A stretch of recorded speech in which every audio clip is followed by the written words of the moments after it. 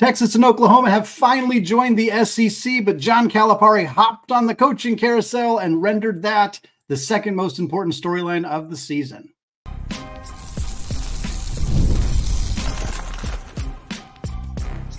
You are Locked On College Basketball, part of the Locked On Podcast Network.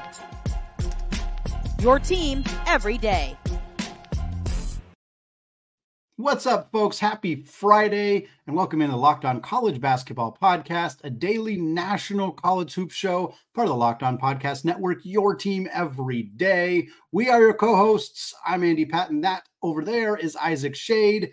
You are joining us at the place to get your college basketball content every single day as we get closer and closer. Isaac, this is our second to last episode in the month of September, and then it's October, and we're going to start getting into the first practices. We're going to start getting into the exhibition games, and then boom, it's November and the start of the college basketball season. So close to getting real basketball back into our lives. Special shout out to all of you everyday listeners out there, and those of you who have joined us on our Locked On College Basketball Discord community. Now is a perfect time to do so if you haven't done so yet. We're talking college hoops all the time. It's free to join. There is a link in the show notes.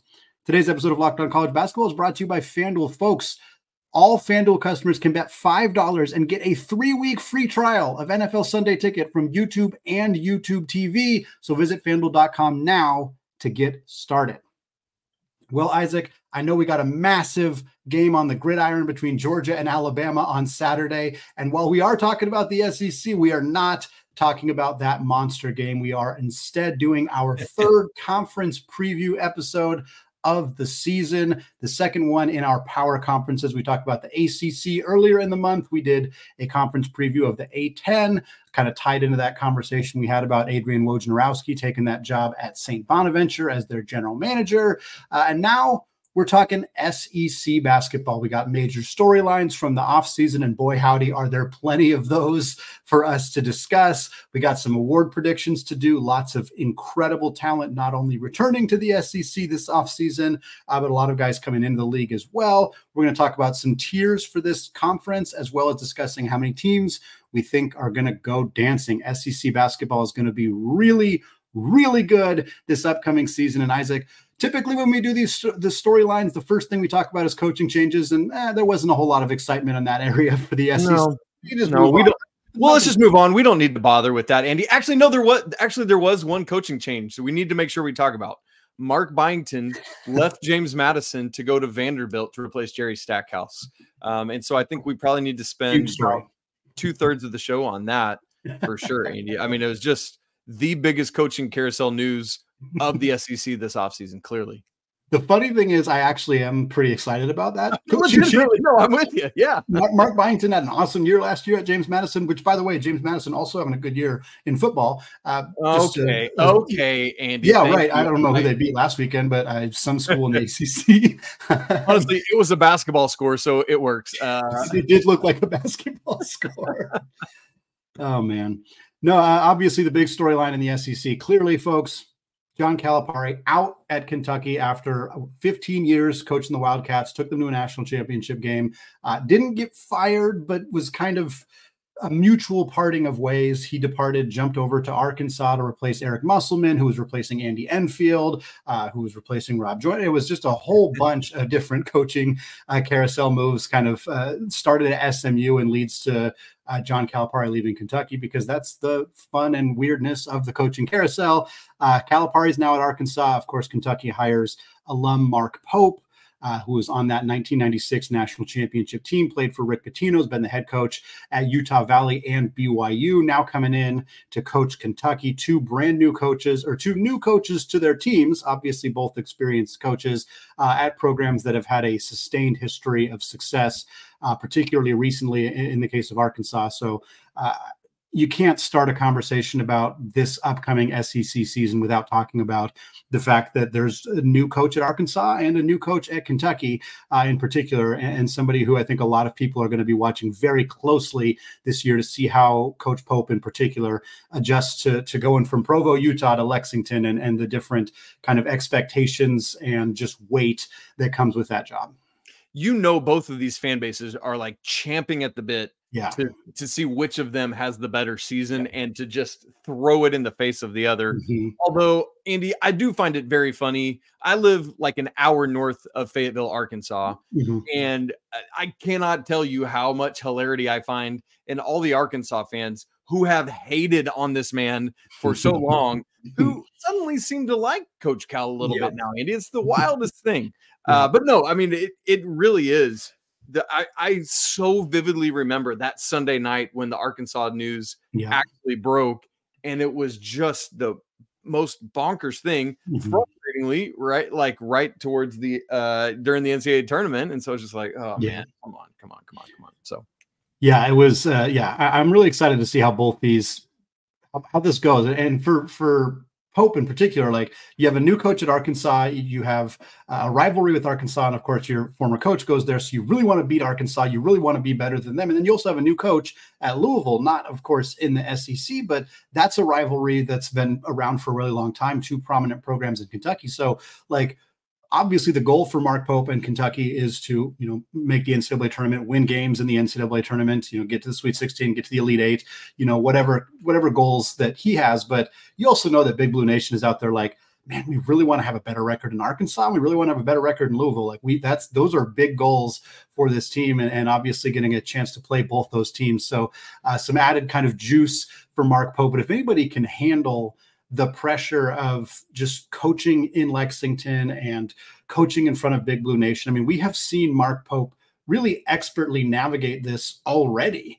and he hasn't even coached a game yet, but his first press conference was an absolute party. He said the right things. Yeah, he did. He's recruited well. We're seeing that already with the fruits of his work in the 2025 class. Like, really good stuff from Mark Pope so far. Been very impressed. It looks like Cal's doing Cal things at Arkansas. I like the roster that they constructed over there. So I'm very interested to see how these two teams do as probably the major storyline in the conference. But as we alluded to earlier, there's also two new teams that are joining the SEC. And it's hard. It's kind of crazy to be this far into the show and not be talking about the fact that Texas and Oklahoma are now going from a phenomenal basketball conference in the Big 12 to it arguably equally phenomenal conference in the SEC, and kind of tipping the scale a little bit in that direction, especially with the success we've seen for the Longhorns under Rodney Terry.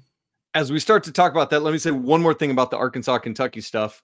February 1st, circle your calendars. That's the only regular season game we get between these two schools. And thankfully it is at Rupp, meaning Coach Cal has to go back. So that'll be Saturday, February 1st. Go ahead and get ready for that one. But yes, Andy, if it were not for that bonkers coaching carousel news, I think that Texas and Oklahoma would be the biggest storyline that we'd be talking about in this SEC conversation. And, Andy, what's funny is as we sit here in the midst of waiting to see what's going to happen with the Pac-12, hopefully getting an 8th team and all the Mountain West stuff, the West Coast Conference stuff, the AAC stuff, and trying to figure all that out.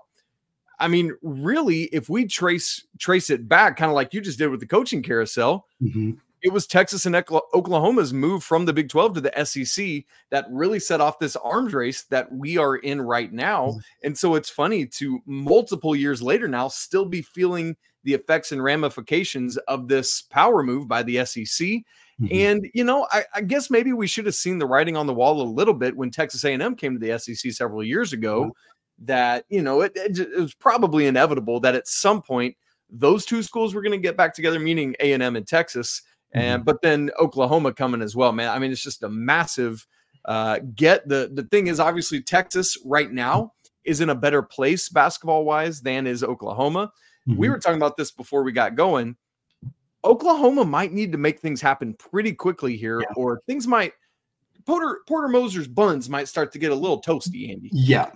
It's the timing is rough for Oklahoma just to move to a new conference and have expectations to make the NCAA tournament. And it's like, oh, we're getting out of the Big 12. We're not going to have as many teams we're competing with to try to get a bid in the Big Dance. And it's like, well, I mean, we'll talk about it later in the show, but we're projecting a pretty good amount of teams in the SEC to make the tournament. And so it's not going to be easy for Porter Moser and Oklahoma to do that. But if he doesn't, I'm starting to be curious how much longer he'll hold on to his job. Although I think that he is a great coach. And I think depending how they do this year, I mean, if they completely fall on their face, then sure. But if they do good but not great, I'm not sure I would necessarily support Oklahoma letting go of Porter Moser. It might be something they would regret down the line, but I wouldn't be surprised if it's pretty much tournament or bust this year in terms of him keeping his job going forward.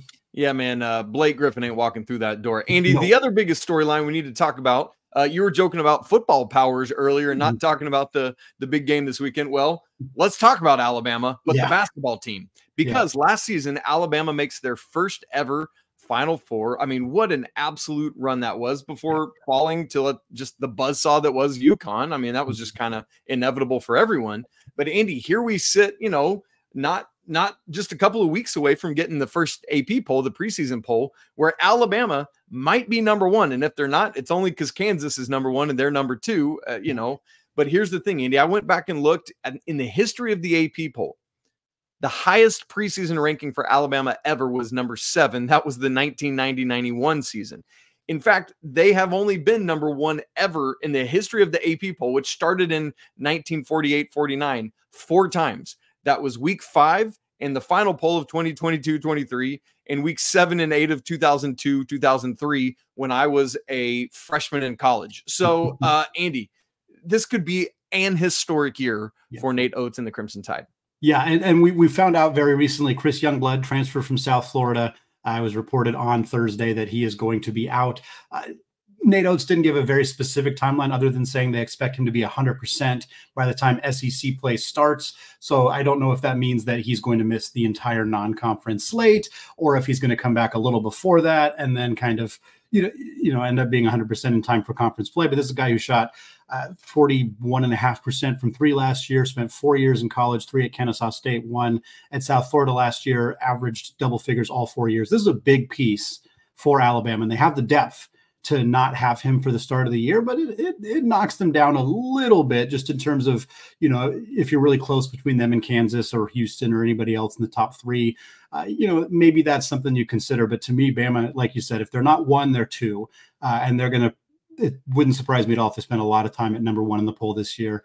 Nate Oates has built this a really, really solid team this year.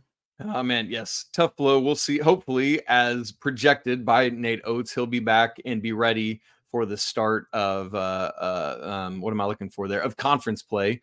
And so we'll see what happens with there. I'm actually looking at Blue Ribbon right now to see if both Blue Ribbon and John Rothstein have Youngblood projected as a starter. So, man, that is a big blow there for the Crimson Tide. Andy, between elite returning players, high-level transfers coming in, and one-and-done caliber freshmen, there is no shortage of talent in this SEC.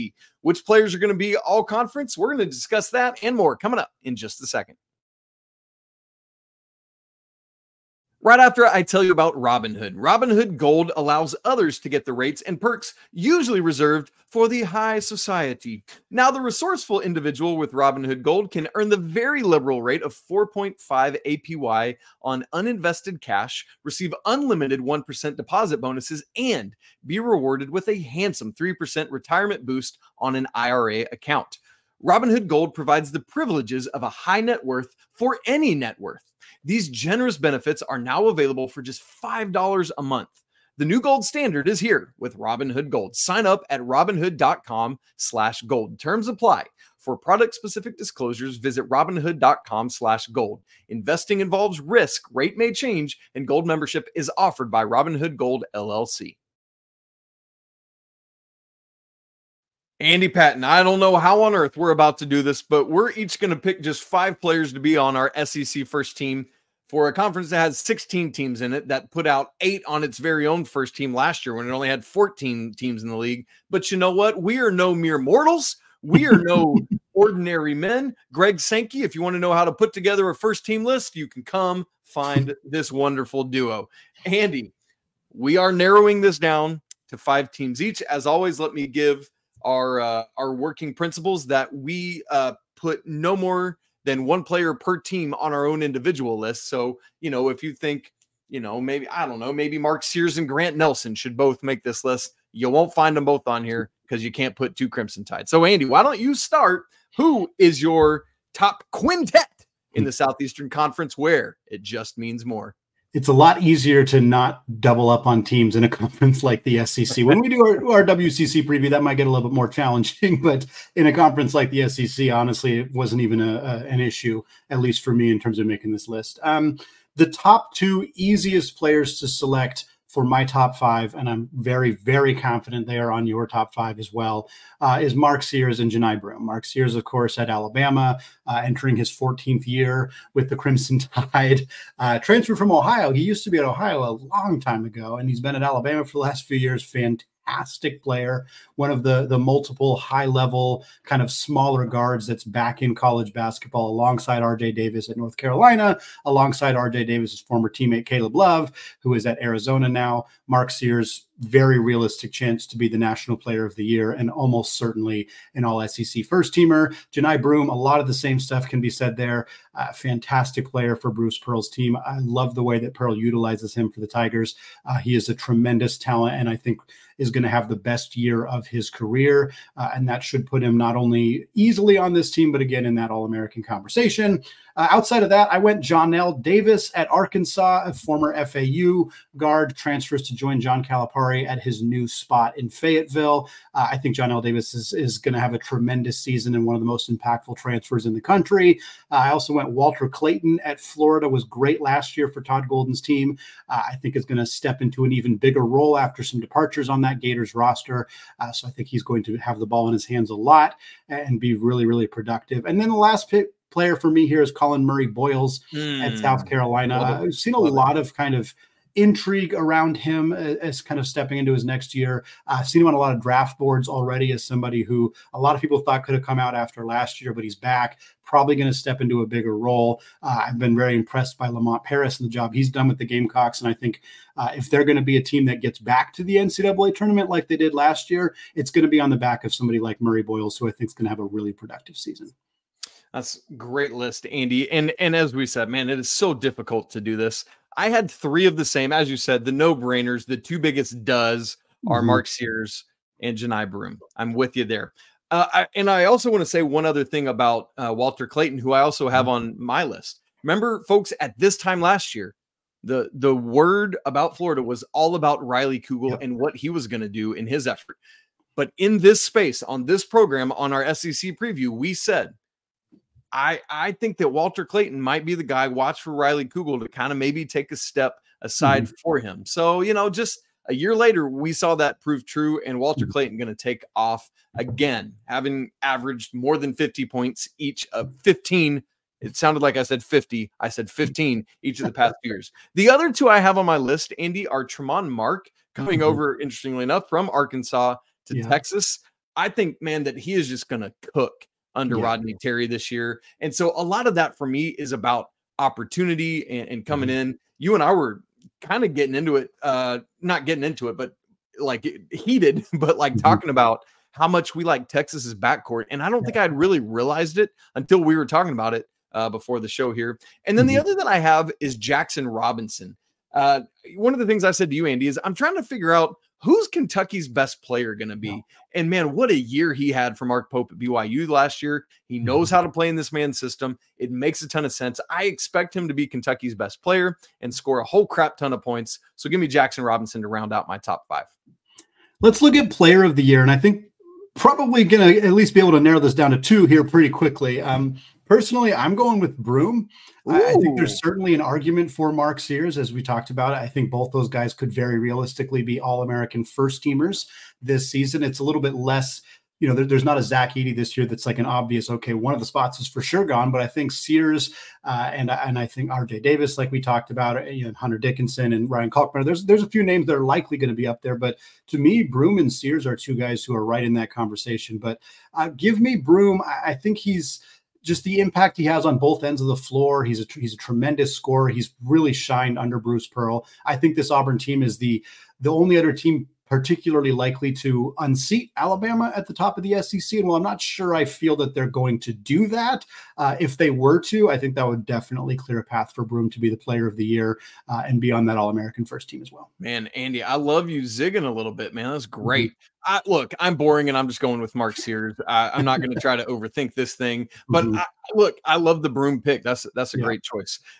Andy, what about transfer of the year? Folks, if you're new to us doing conference previews, we're not bailing out with newcomer of the year, meaning freshman or transfer. We do both of them. So Andy, let's go transfer first. Who you got? Yeah, I got John L. Davis, and I kind of already talked about him. There's a ton of phenomenal transfers in this conference. I mean, you had two on your top five. I had one on mine, but I think there's an argument for guys that we didn't talk about. Chaz Lanier among them. There's a handful of others that didn't even get mentioned, but John L. Davis is going to have the ball in his hands a lot. Veteran guards transferring into John Calipari's system have had a ton of success. Antonio Reeves being a very recent example. John L. Davis is one of the best guards in the country. He was before he got to Arkansas, and now I think in that setting, he's going to really pop off and be one of the best players in the league, one of the best players in the country, and win the transfer of the year in this conference. This is a fictional award that we made up, but yes, he's going to win.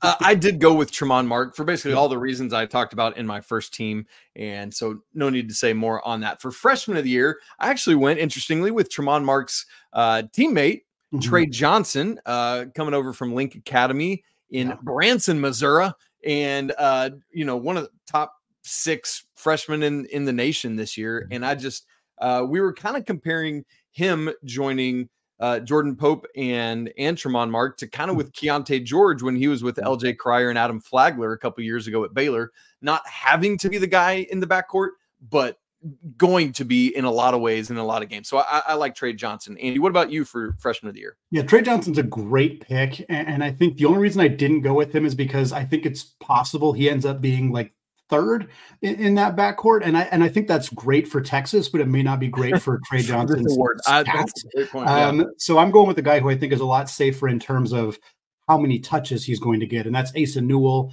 freshman stretch 4 at Georgia. He's a fantastic player. I followed him a lot in high school and just he's got a very modern skill set, a very NBA style game. I think he's very likely to be a one and done. And I think that Georgia's going to give him the opportunity to put up the kind of numbers that he needs to put up to be somebody selected in the first round of the draft. And while I think Trey Johnson's also going to be a one and done, and I think there's probably other guys in this conference that are going to be in that conversation, Newell, I think, has the best path to the role necessary to be the most productive freshman in the conference.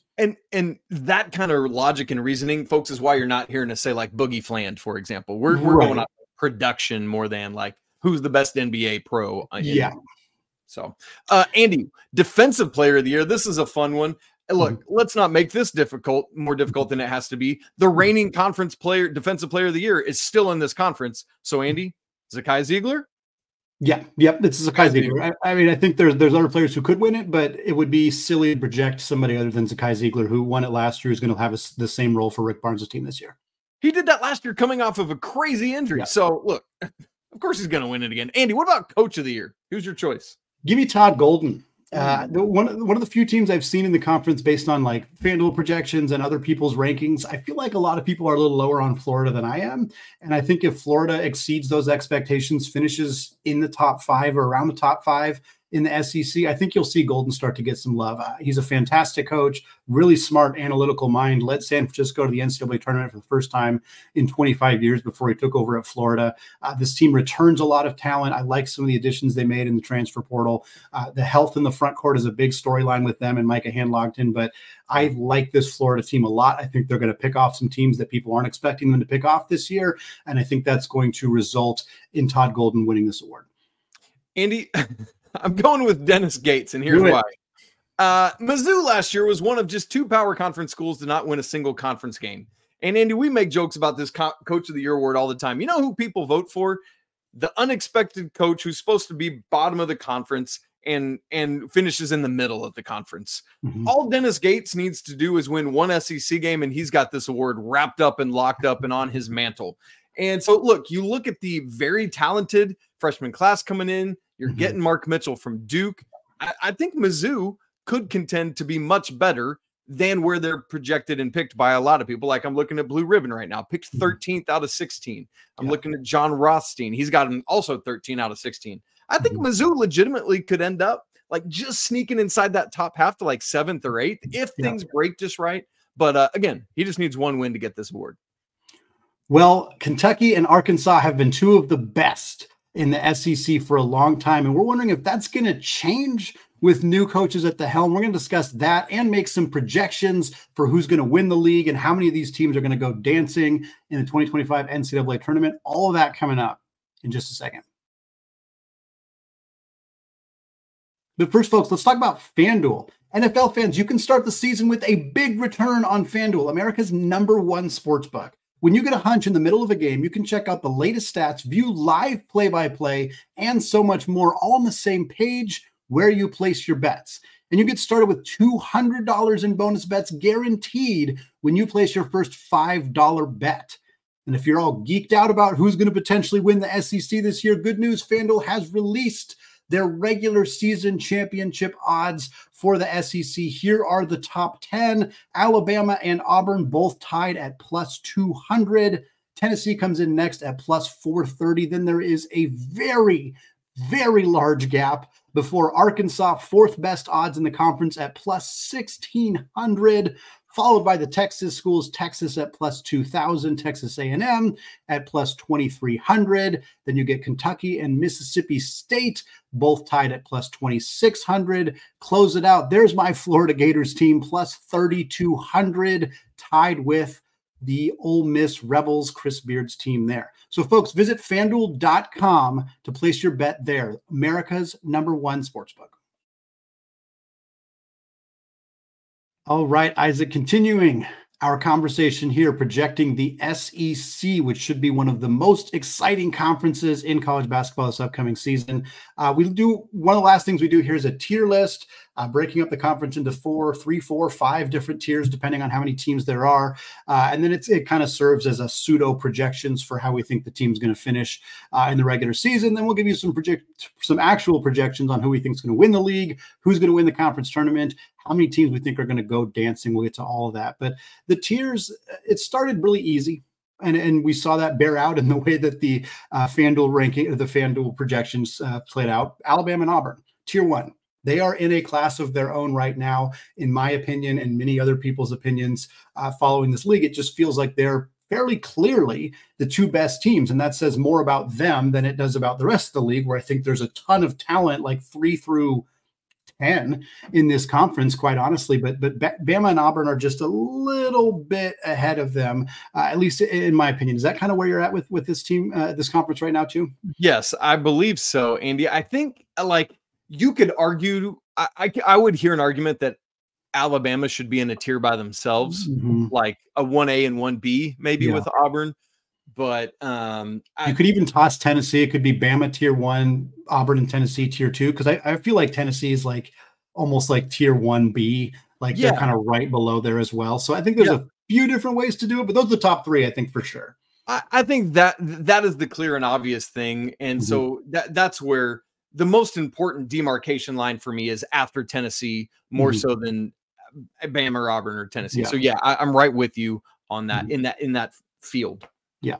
So we got Tennessee in tier 2. The rest of that tier right now is Arkansas, Texas A&M, Florida. Again, I'm higher on Florida. I've said that. And so having them kind of right on the edge of the top 5 here. And then Texas and Kentucky. And to me, that's 6 teams in tier 2. So the top 8 teams are in the top 2 tiers. And I think that's, you look at the history of the SEC and even the other kind of bloated power conferences, typically 8-9-ish is kind of the range in terms of making the NCAA tournament. So we'll give our projections, but you want to be in those top 2 tiers where you got 8 teams. That's kind of a strong line right there in terms of how many of these teams are actually going to end up dancing at the end of the year. Andy, I'll just go ahead and jump ahead to my projections. Those are the 8 teams. So behind the curtain, folks, Andy did our tiers for the SEC. Those are literally the 8 teams I have going dancing out of the SEC. And so, look, you're not going to get any sort of argument from me on how you broke that down. Well, I guess it's weirder than that I'm the one who actually has my line be a slightly different than that. I have 9 teams going dancing in the SEC. I have the top 8 Tier 1, again, Bama and Auburn. Tier 2, Tennessee, Arkansas, A&M, Florida, Texas, and Kentucky. And then one team in Tier 3, the top of Tier 3, Chris Beard's Ole Miss Rebels. I got them making the tournament. I got them at the top of Tier 3, but I feel like that's right around the line. My other 3 teams in Tier 3, South Carolina, Oklahoma, and Mississippi State, all teams that I think will compete for NCAA tournament spots, will have resumes, will be on the bubble throughout the season. But at this point, I'm kind of projecting them to be just on the outside of that conversation, which, as we alluded to earlier, might not be great news for our guy Porter Moser over at Oklahoma. Tier 4 is the rest of the conference: LSU, Georgia, Missouri, and Vanderbilt. I think you can kind of order them a handful of different ways at this point. But Mizzou's kind of the team with the highest upside, just in terms of being able to turn things around quickly under Dennis Gates, with what I thought was a phenomenal offseason for the Tigers. But outside of that, I think you're looking at a handful of teams that are probably not going to be competing for spots in the big dance. Andy, what's funny is honestly, my biggest quibble with the tiers is I would have Oklahoma down in Tier 4. I just, unfortunately, as we're saying, I just do not think they're going to be very competitive, which stinks. A year after they started off, what was it, 9-0, 10-0 last year? I think this year will be a bit of a struggle for Boomer Sooner. So, but I mean, at that point, it's apples and oranges, because we're talking Tier 3 and Tier 4, and they're not making the tournament anyway. So. Yeah. Well, we already talked about how many teams we got going dancing. So at this point, the last thing to do would be just the projections. I'm projecting Alabama to win the regular season. Not a huge stunner there. We can do conference tournament projections, but obviously at that point, it's a little bit of a crapshoot in terms of which team's hot at the right time, who's healthy, who's feeling like they need to compete for a higher seed in the tournament. I did project Arkansas to win the conference tournament. I think the storyline would be quite entertaining if John Calipari went on a run and won the conference tournament at Arkansas, as opposed to doing that at Kentucky. But I think I'm feeling pretty secure in Alabama being the team that wins the regular season. I'm with you on Alabama, because the regular season is all about not just how talented are you, but it tests your depth and your consistency. And Alabama not only is supremely talented, but also has that depth. And honestly, Andy, the young blood news is unfortunate, but it's going to allow Nate Oates to build even better depth before he gets back. And then you just get even better. It's like getting a player academically eligible for the second semester. Well, it's that kind of thing. And then I do have, just for those same reasons, I actually have Bama winning the conference tournament. But it is that thing, like, because what I'm always watching for is who actually cares. And a lot of teams just don't even care. It's like, if Bama's in the position we think they'll be in, it's like, yeah, we just want to win our first game, and then we'll just go sit out for a couple days. Because keep in mind, folks, don't forget, SEC tournament championship is on Sunday. And it's like, no, we're out. But obviously the coolest storyline would be if we got an Arkansas-Kentucky SEC championship game. And folks will be going absolutely batty over that. And so we'll wait to see. Andy, that'll do it for our SEC preview, man. This conference we think is going to be great this year. I wouldn't be surprised, legitimately surprised, not at all, if they kept up with the Big 12 at the top of the conference rankings.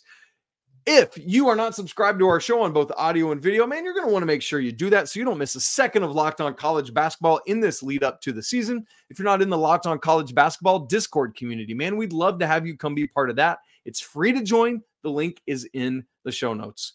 Man, I want to say apologies to the lawyer family because we didn't talk about him today. Let's go Wildcats. We had one of those today. And until tomorrow, got you, Big Blue Nation. Peace.